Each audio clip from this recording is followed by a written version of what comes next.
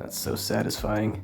I think next time I'm out working with the press, I'm gonna try and get an even closer shot because I love watching those big steel videos. They got the industrial presses and the big equipment to move the steel around. Very satisfying. So I think you can kind of replicate that if you get the close up with the camera, even on the small stuff. But I love it.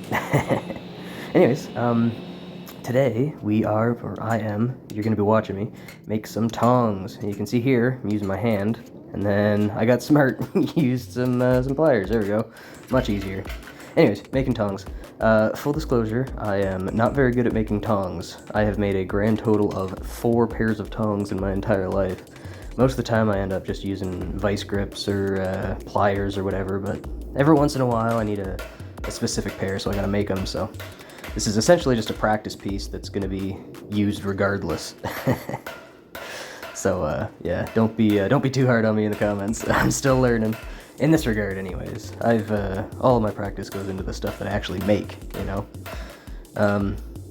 You can hear in the background the song "Cosmic Drift."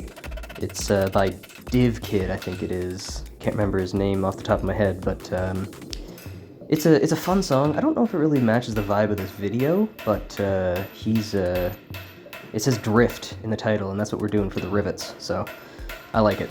Anyways, here you can see I'm actually using the cross peen to draw out the tong jaws.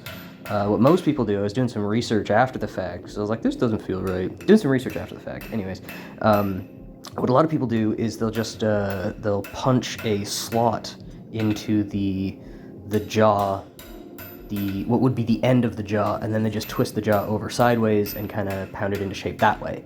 And that would probably be a lot easier, but I think technically the way I did it would make it stronger, but at the same time it doesn't need to be that strong. We're not looking at like minutia of, you know, Newton force, yada yada yada, all that jazz.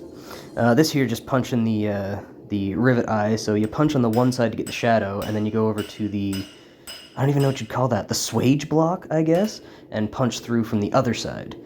Now, I should really get a punch block, because as you can see doing it with this, it's too wide, and so it leaves those raised spots. And that's no good. That's no good. It makes it kind of funky, and, you know, come to think of it now, that might be why I often have issues with the rivets going in. Interesting. Well, anyways, these videos, I guess, they help me just as much as they are entertaining for you. I get to watch over my work again and figure out where I went wrong. Yep, just checking to make sure the rivet's gonna fit. Yep, piece of 1/2-inch round bar. It's the only piece I had left in the shop. I had to unbend that piece and cut some rivets out of it. I need to make a rivet swage, which I guess I could do with just ball bearings. I'd have to locate some, what would it be, 3/4-inch ball bearings to get a nice rivet head on 1/2-inch. I don't know. Something to look into for sure, but yeah.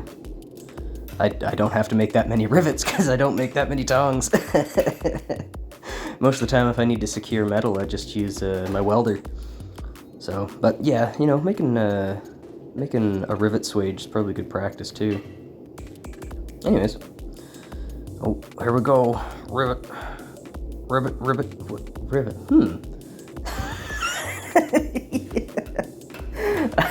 I am the hot steel frog.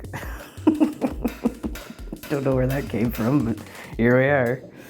Just pounding away on the rivets. This is why I need a rivet swage, so that this doesn't happen. Anyways, coming up here, you're gonna see exactly why I need more practice, because I'm not very experienced, I'm not very good at tongs yet. Anyways, have fun.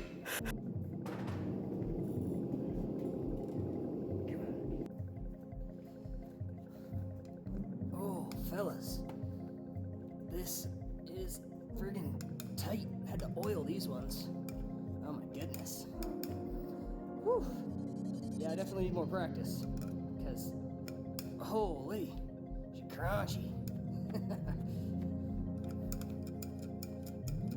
But, you know, with a bit of oil, you can get them working. I had to turn the camera off and do some work behind the scenes. Just gotta really set them in place here. Alrighty. There we go. I think that should be good.